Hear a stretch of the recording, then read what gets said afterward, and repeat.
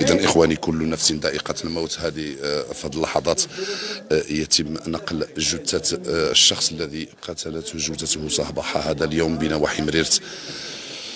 كل لا إله إلا الله. تم هذا السيد هذا قتلته الزوجة ديالو بواسطة بندقية صيد. تحية للرجال القوات الأمن والدرك الملكي والوقاية المدنية، حضور الدرك الملكي المختص.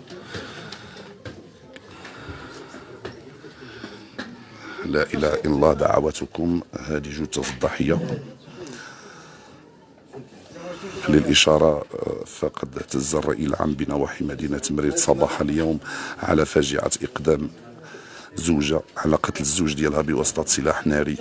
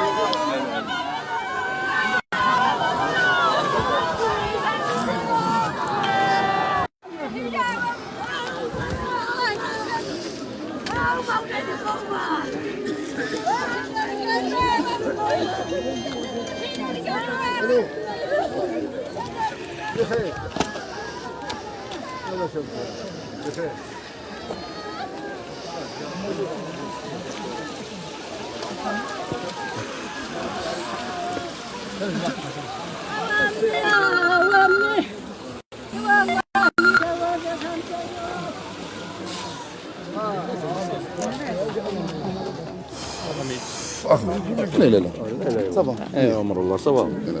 انا لاحظتك اخويا. لا اله الا الله.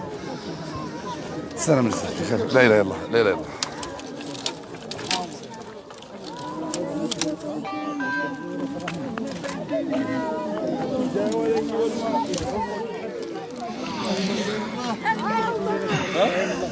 دوام ولا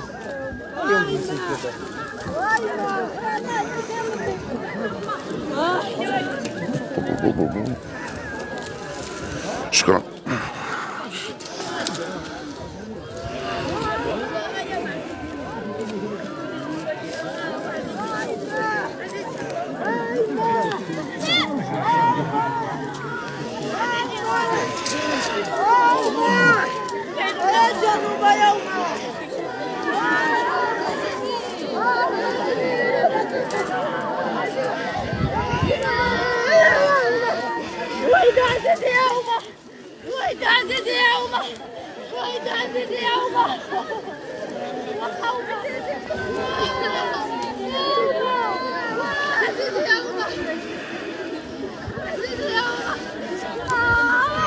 إذا إخواني، تنتواجدوا في هذه الأثناء بمنطقة مريرت.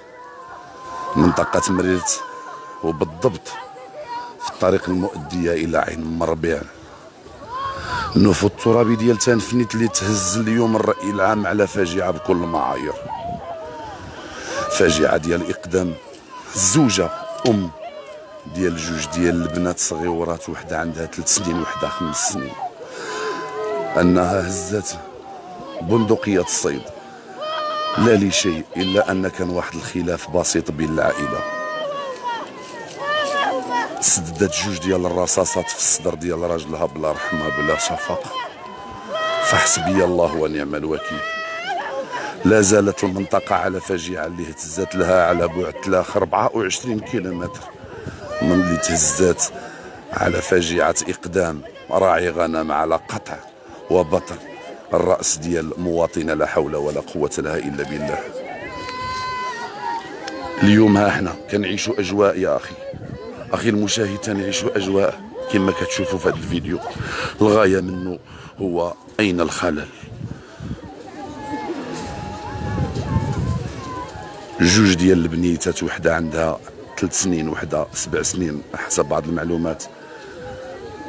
الأب ذهب إلى القبر والأم ذهبت إلى السجن.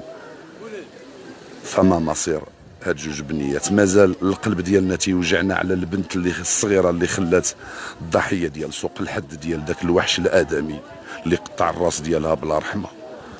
اليوم كنشوفوا الزوجه كتسدد ببندقيه صيد رصاصتان في القلب ديال الزوج ديالها.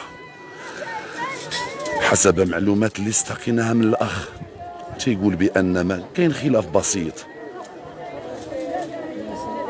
خلاف بسيط.